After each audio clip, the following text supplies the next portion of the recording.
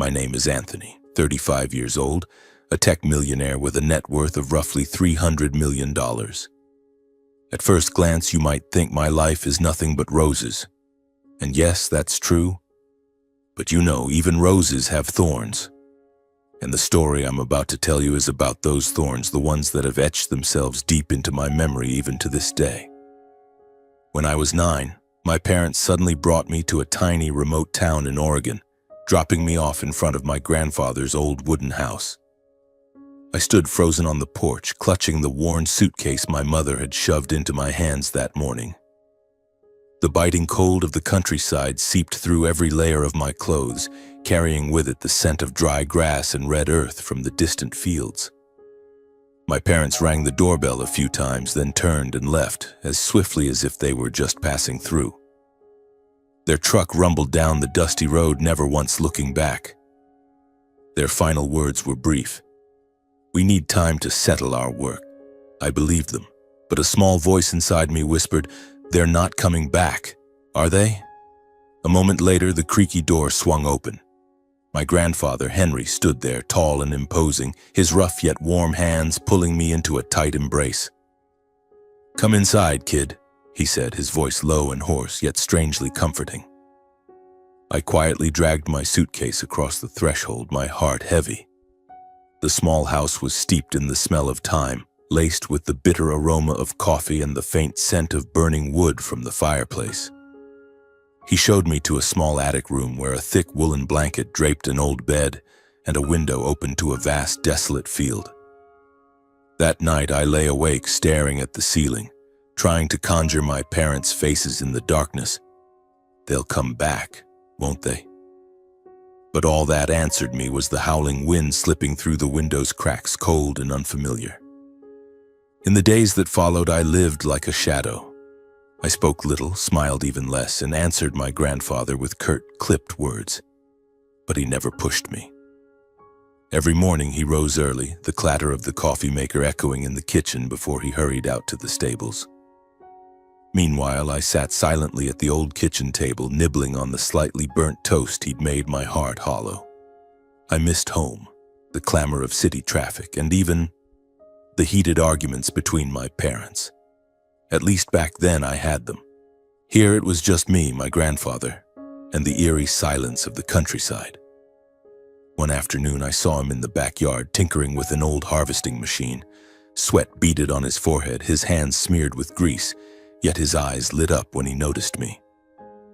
"Come here, Anthony, try holding this wrench." I hesitated before stepping closer, my small hands trembling as they grasped the heavy tool.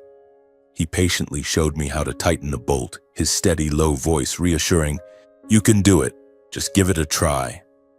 I fumbled through it, clumsy and slow, but eventually the bolt twisted into place. He let out a hearty laugh, the sound echoing across the yard. "Well done, you've got a knack for this." For the first time in what felt like forever, my heart felt a little lighter. But when night fell, the fear crept back. In my dreams, I saw my parents standing at the end of a dusty road looking back at me. I screamed, running toward them, but in a fleeting moment they vanished like thin smoke. I jolted awake, sweat soaking through my shirt. In the darkness, I wondered, who am I really? A child abandoned? A burden to my grandfather? I wanted to ask him, to know if he truly wanted me here, but I couldn't. I was afraid of the answer. Afraid that even he was merely tolerating my presence. Time passed, and I gradually grew accustomed to the rhythm of life on the farm. My grandfather never mentioned my parents, but he always found ways to pull me out of my dark thoughts. Each day he gave me small tasks, feeding the horses, collecting eggs, or helping him fix the fence. "Work makes you stronger, Anthony," he said, his eyes stern yet warm. I didn't fully understand, but I did it because I wanted him to be proud of me. One day, he took me to the old shed behind the house. Inside, it was filled with machinery, tools, and dusty circuit boards. "This is where I used to create," he said, pointing to a corner of the workbench covered with wires and LED lights. He told me about his younger days when he was an engineer, building things others thought impossible. "You could do it too if you want." I looked at him, skeptical. I was just a 9-year-old kid. What did I know about engineering? But he didn't give up. He started teaching me simple things. How to connect wires, how to use a soldering iron, how to read circuit diagrams. I was clumsy, messing up countless times, but he never got angry. If you make a mistake, you fix it, Anthony. No one's great from the start. His words were like a cool breeze, easing some of the pain inside me. I began to enjoy those afternoons in the shed where it was just me, him, and the smell of molten solder. One evening, he told me about my parents. Not much, just a few sentences. They have their own paths, Anthony, but you're not them, you're you. I wanted to ask why they abandoned me, but I didn't dare. I was afraid the truth would shatter me. Instead, I nodded, clutching the flashlight he handed me, helping him complete a small circuit. When the LED lit up, I smiled, for the first time in months. He patted my shoulder. See, you can do it. When I was 12, he enrolled me in a robotics club at the local high school. I was the youngest, dwarfed by older students. I was terrified of making a fool of myself, but he said, "Just try, Anthony. You're not less than anyone else." I brought home a pile of components and spent hours in the shed, assembling and programming. He sat nearby, never interfering, only nodding when I asked for his opinion. "You're doing great," he said, and I felt myself grow a little taller. At 14, I entered a statewide robotics competition. My robot, a tiny machine that could automatically pick up trash, was the culmination of my and my grandfather's efforts. The night before the competition, I couldn't sleep, trembling with anxiety. He sat with me at the kitchen table, making hot cocoa. "You've done your best. The result doesn't matter. What matters is you didn't give up." I looked at him, the man with silver hair and a kind smile, and I knew I couldn't let him down. On the day of the competition, I stood in the crowd, my heart pounding. When my robot passed every challenge and was announced as the champion, I could hardly believe it. I ran outside and called him. "I won!" I shouted into the phone. He laughed loudly, his voice hoarse with emotion. "I knew you could do it." That evening, he threw a small party at the farm. Just a few neighbors, a homemade cake, and music from an old radio. I sat on a wooden bench watching everyone laugh and talk, my heart filled with an unfamiliar warmth. I realized that even without my parents, I had a family. My grandfather, the farm, and the people who believed in me. But deep inside, I still wondered, why didn't my parents want me? That question lingered like an unhealed wound, waiting for the day I'd be brave enough to face it. In the years following my victory at the robotics competition, I felt a surge of newfound strength. I was no longer the shy boy who sat quietly in the corner of the classroom. At school, I became the Robot Kid, a nickname my friends gave me, half teasing, half admiring. I didn't mind. Every day after school, I raced back to the farm, diving into the shed where my grandfather and I worked on new projects. He taught me more complex programming, how to optimize designs, and how to face failure. "Every mistake is a lesson, Anthony," he said, holding a wrench, his eyes twinkling like a child's. I nodded, though sometimes I wanted to smash everything when a circuit burned out. At 16, I began to realize my grandfather wasn't just an ordinary farmer. The late-night phone calls he took, the short trips to the city he called business, and the way he deflected when I asked for details. All of it piqued my curiosity. Once I glimpsed a letter on the kitchen table addressed from a major tech company in Portland. I asked him about it, but he just smiled. "Just some old business, don't worry." I didn't press further, but I knew he was hiding something.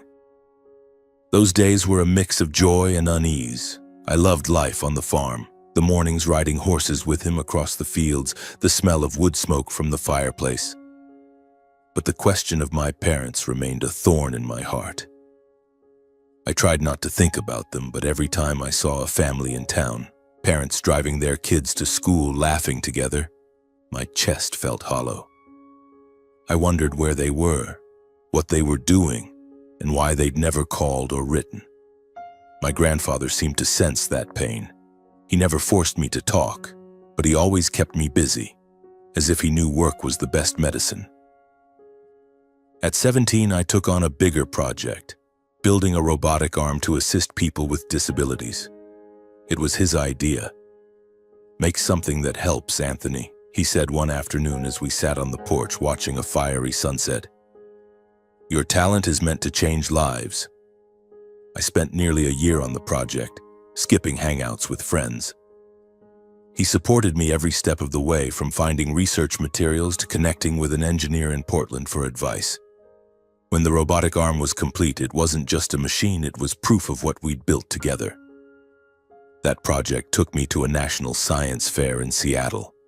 For the first time, I left Oregon standing among hundreds of competitors from across the country, feeling smaller than ever. But as I presented, watching the robotic arm move smoothly, I saw my grandfather's proud gaze from the stands. I won second place, not first like before, but he still hugged me tightly, whispering, "You made me so proud." On the drive home, I fell asleep in the car, my head resting on his shoulder, feeling safer than ever. Then came my 18th birthday. It was a dreary, rainy day, gray and cold. I woke up early hearing him clattering in the kitchen. The smell of freshly baked cookies wafted through the air, mingling with the sound of an old song on the radio. I smiled, knowing he was planning a surprise, as he did every year. But that day felt different.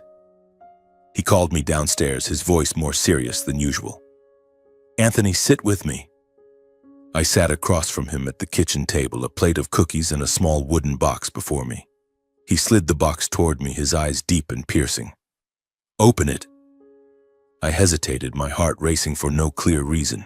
Inside was a simple yet finely crafted silver ring, the inner band engraved with the word legacy. I looked at him, confused. "What is it?" He took a deep breath, as if preparing to say something momentous. "This ring was mine, and now it's yours. It's not just a gift, it's a reminder. Live with purpose and leave a legacy to be proud of." His voice was low but powerful, sending a shiver through me. I slipped the ring onto my finger, feeling its weight not just on my hand but in my heart. I wanted to ask more, but he changed the subject, urging me to eat the cookies before they cooled. Breakfast passed with laughter and familiar stories, but I couldn't stop looking at the ring. It felt like it held a secret, a promise I didn't yet understand. That evening, as we sat by the fireplace, I mustered all my courage. "Grandpa," I said, my voice trembling, "why did my parents abandon me? Why did they leave me with you?" The question, buried in my heart for 9 years, burst out like a dam breaking. I feared he'd dodge it, but he looked straight at me, his eyes sad yet resolute. "Anthony," he began, "your parents. They weren't bad people, but they were blinded by greed." He spoke slowly, as if tearing open old wounds. "When I was young, my parents tried to seize his wealth by forging documents while he was abroad on business. They thought he wouldn't notice, but he did. He confronted them, declaring he'd leave his entire fortune to charity, not a cent to his children. Furious and defeated, my parents left. And they left me behind, thinking only of themselves. I sat there, stunned. I thought I'd cry, but I didn't. Instead, I felt a smoldering anger mixed with pain. "Why didn't you tell me sooner?" I asked, my voice choking. "Because I wanted you to grow up with hope, not resentment," he replied. "But now you're old enough to know the truth, and you're old enough to decide." He placed a hand on my shoulder, his voice firm. "My wealth, all of it, is yours now. Not because I want it, but because you've earned it." I stared at him, incredulous. Wealth? I'd never thought about money. To me, he was just a simple farmer living in an old wooden house, but he shook his head when I tried to ask more. "Don't worry about it now, just live well, Anthony, that's what I want." That night, I lay in bed, staring at the ring glinting under the lamplight. It wasn't just a gift. It was a declaration that I belonged here, with him, with the farm, with myself. But deep inside, I sensed a storm brewing. The truth about my parents, the wealth, the ring, all were pieces of a puzzle I wasn't yet ready to assemble. Then autumn arrived, painting the Oregon sky in vibrant gold. The ripe barley fields stretched endlessly, shimmering under the sunlight. My grandfather and I kept our old routine, riding horses in the early mornings, tinkering with new projects in the shed in the afternoons. But I began to notice him slowing down. He'd pause mid-task while fixing machinery, hands on his hips, breathing heavily. "Getting old, Anthony," he'd chuckle when I asked, worried. "Just let me rest a bit." I nodded, but unease gnawed at me. He was the only person I had, and the thought of losing him made it hard to breathe. One morning I woke up late, struck by the unusual silence, no clattering from him in the kitchen. I rushed downstairs, calling out, "Grandpa!" Silence. My heart pounded as I opened his bedroom door. He lay on the bed, eyes closed, face pale. I rushed to him, shaking him, my voice breaking. "Grandpa, Grandpa, wake up!" But he didn't stir. I touched his hand, it was cold. I stood there, frozen, as if the world had collapsed. I don't remember how I called 911, only that when the ambulance arrived, they confirmed what I couldn't accept. My grandfather had passed away from a stroke in the night. The hours that followed blurred like a nightmare. I sat in the living room, clutching the silver ring he'd given me, listening to people come and go. Neighbors visited, each with a story about him. How he'd fixed their tractors for free or lent them money in hard times. I listened, but couldn't speak. My mind was empty, repeating one question. "Why, Grandpa? Why did you leave me?" The funeral was held at the town's small church where he'd taken me every Sunday. The pews were packed. Farmers, engineers, even a few suited strangers from the city I'd never met. I stood by the casket, looking at his face, serene as if asleep. I wanted to scream, to pull him up, but I just stood there, gripping the ring, feeling it was the only thing keeping me from breaking apart. As the pastor read the prayers, I recalled our evenings by the fireplace when he'd talk about engineering, patience, and living with purpose. "You are my legacy," he'd said. Now he was gone, and I didn't know how to go on. All I knew was that no matter how much it hurt, I had to be strong for him. That day at the funeral, as I stood in the churchyard thanking mourners, a sleek black car pulled up. The door opened and I saw them, my parents. They stepped out dressed impeccably, but their eyes chilled me. My mother approached, hugging me, whispering, "Anthony, I'm so sorry, I've missed you." My father stood behind, nodding, his face stern. I stood rigid, not returning the embrace. It felt like an invisible wall stood between us. I wanted to believe them, to think they'd returned out of regret. But when they pulled me to a secluded corner, my mother's tone shifted, syrupy and artificial. "Anthony, you're grown now. We should be together as a family.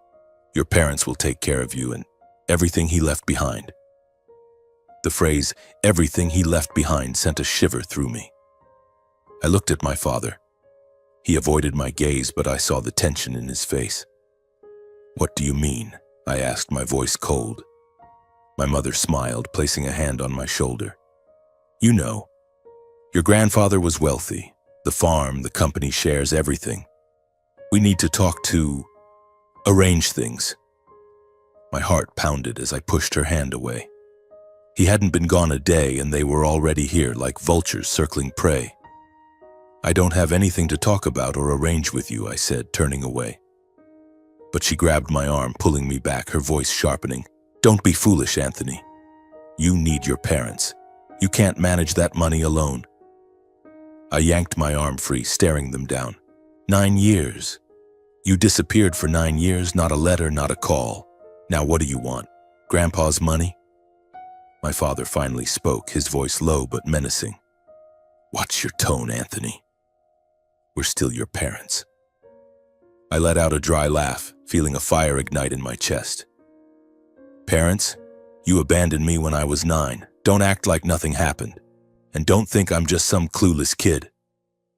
I walked away without looking back, but my heart was in turmoil. They stayed in town, renting a room at a nearby inn. In the days that followed, they called, texted, even showed up at the farm. Each time I saw them, I remembered his words. They were blinded by greed. I knew they hadn't come back for me. They wanted his wealth, something I hadn't even begun to consider. But I was also scared. I was just an 18-year-old kid. How could I stand up to them? A week after the funeral, I was summoned to a lawyer's office in Portland. Ms. Laura Bennett, my grandfather's attorney, greeted me in a glass-walled room overlooking the Willamette River. She was about 50, her hair neatly tied back, her eyes sharp yet kind. "Anthony," she said, handing me a glass of water. "Are you ready?" I nodded, though my heart pounded. My parents were there too, sitting across from me, their faces composed but exchanging glances as if anticipating something. Ms. Bennett opened a folder and began reading the will. Her voice was steady, but each sentence hit me like a hammer. My grandfather had left me everything. The farm, shares in a tech company worth tens of millions, and other investments. Over $100 million in total. I sat there, stunned, unable to believe it. I'd never imagined he was that wealthy. To me, he was just a farmer in a flannel shirt, driving an old truck and brewing coffee every morning. My mother let out a small laugh as if she couldn't contain herself. "That's wonderful, Anthony. We'll help you manage it." But Ms. Bennett raised a hand, cutting her off. "I'm sorry, Mrs. Wilson, but the will is clear. Anthony is legally independent and he is the sole heir. There are no provisions regarding guardianship by either of you." My father slammed the table, his voice roaring. "What is this nonsense? We're his parents." Ms. Bennett remained calm, retrieving a small scanner from a wooden box. To verify the heir's identity, Mr. Henry requested a scan of the ring. I extended my trembling hand, the silver ring glinting. She scanned it and a code appeared on the screen. "A perfect match," she said. "This ring is the key, Anthony." Mr. Henry encoded it to ensure only you received the inheritance. My mother's face paled and my father shouted, "What? A ring?" The old man was insane. But Ms. Bennett didn't flinch. She produced another document, her voice icy. "Furthermore, you relinquished guardianship of Anthony 10 years ago when you signed this.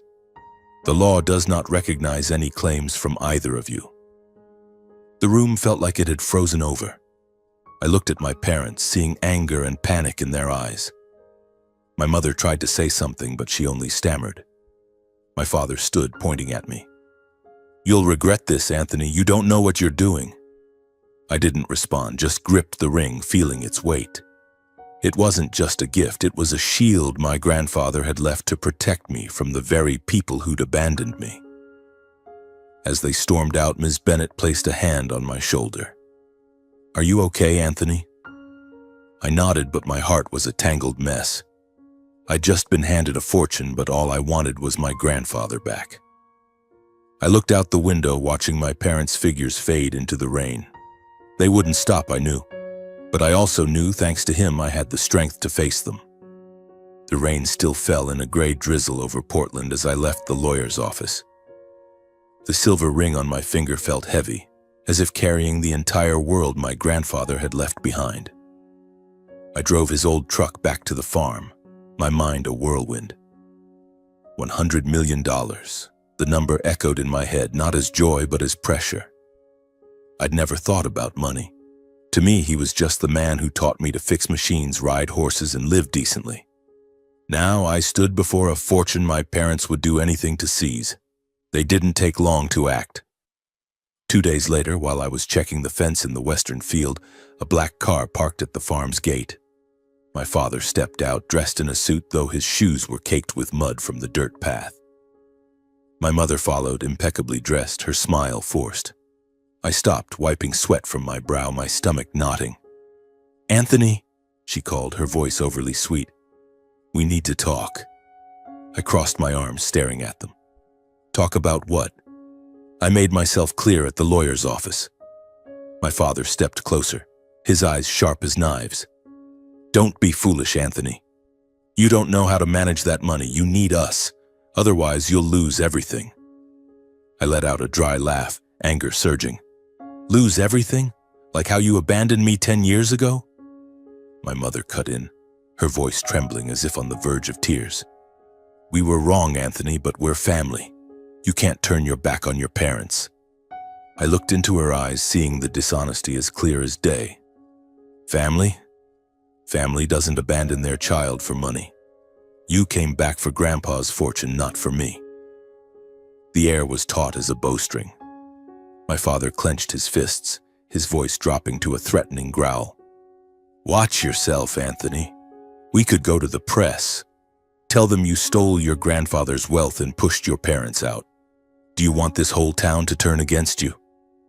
I froze, my heart pounding. The thought of their lies spreading everywhere chilled me.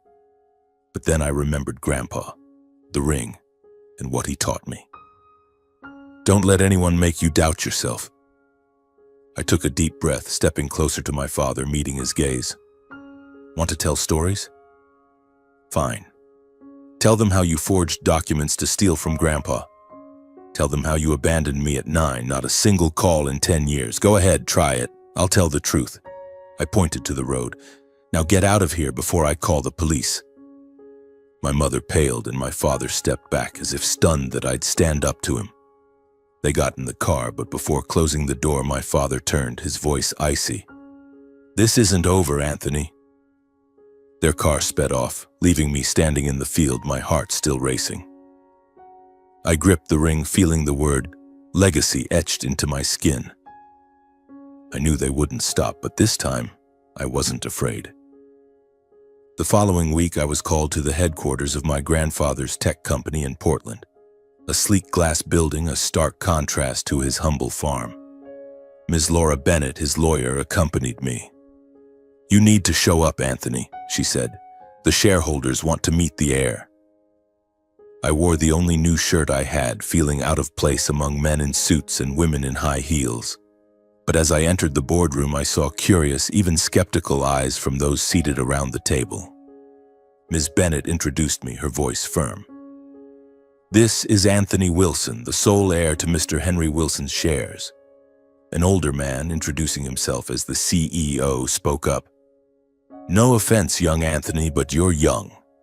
What are your plans for this company?" I took a deep breath, recalling the nights Grandpa taught me about engineering and responsibility. "I won't promise to do everything perfectly," I said. "But I learned from my grandfather I'll keep this company true to his vision, innovation, and helping people."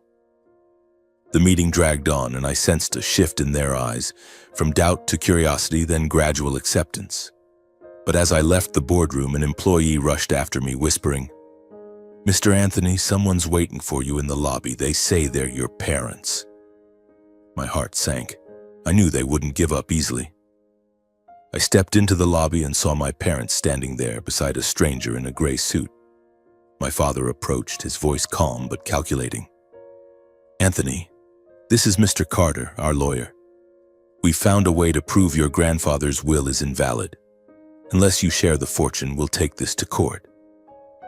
The man, Mr. Carter, handed me a stack of documents, his eyes cold. "You should consider this, Mr. Wilson. A lawsuit could drag on for years and you'll lose a lot." I looked at them, feeling cornered. But then I remembered Grandpa, how he taught me to fix a broken circuit. "One step at a time, Anthony, don't panic." I met Mr. Carter's gaze. "If you think the will is invalid, take it to court. But I have the ring, Grandpa's signature, and the truth. These two," I pointed at my parents, "abandoned me long ago. They have no rights here." My mother shouted, "Anthony, how dare you?" But I didn't stop. I turned to my father, my voice calm but sharp. "You want to fight me? Fine. But if you go public, I'll tell everything about the forged documents, about abandoning me. The world will know who you are." I stepped forward, pointing to the door. "Get out and don't come back." They stood there, stunned. Mr. Carter muttered something, but my father raised a hand to silence him. They left without another word. As the glass door closed, I exhaled, feeling like I'd just weathered a storm. Ms. Bennett, who'd been standing behind me, patted my shoulder. "You did well, Anthony. Henry would be proud." That night, back at the farm, I couldn't sleep. I sat at the kitchen table, opening the old wooden box my grandfather had left behind. Inside was his journal, its yellowed pages chronicling his life, from the days he built his company to the years he raised me. I read, each line pulling me back to our time together, but the final page left me choked with emotion. He wrote, Anthony, you are my hope. If you're reading this, use what I've left you to help others. Build Henry's Hope, a foundation for orphaned children like you so they can learn engineering, science, and find light in the darkness. I sat there, tears falling silently. He hadn't just left me money. He'd left me a mission. The next morning, I called Ms. Bennett, telling her about my idea to establish Henry's Hope. She smiled over the phone. I was waiting for you to say this. Henry was certain you'd do this for him.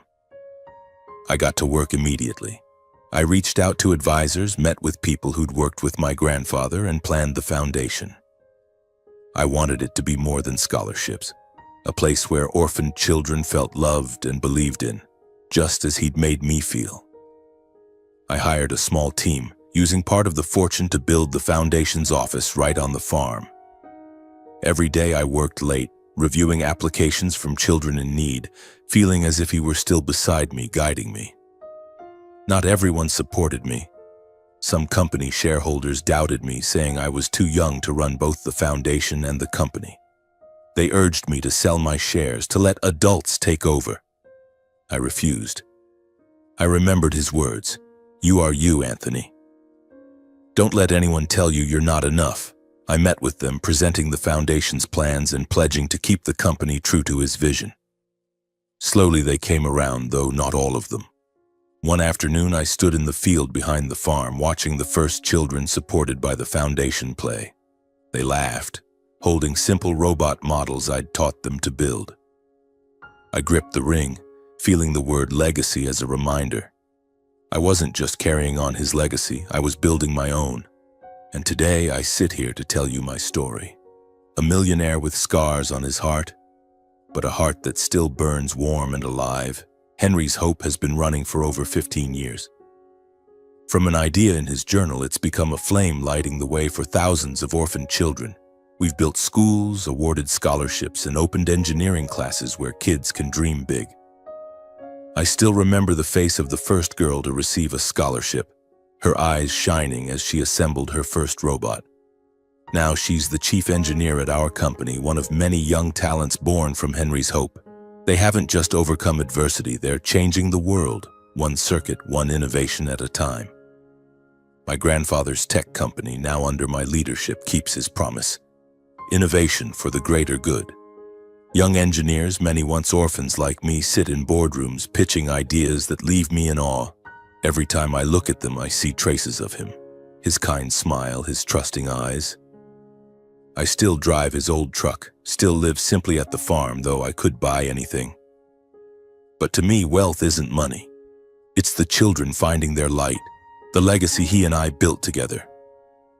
I run my fingers over the silver ring, the word legacy still sharp after all these years. It reminds me that no matter how painful the past, I chose to rise, to love, to carry on. And in the not-so-distant future, I'll pass this ring to my son when he's ready. Thank you for listening, and may you live a life full of energy.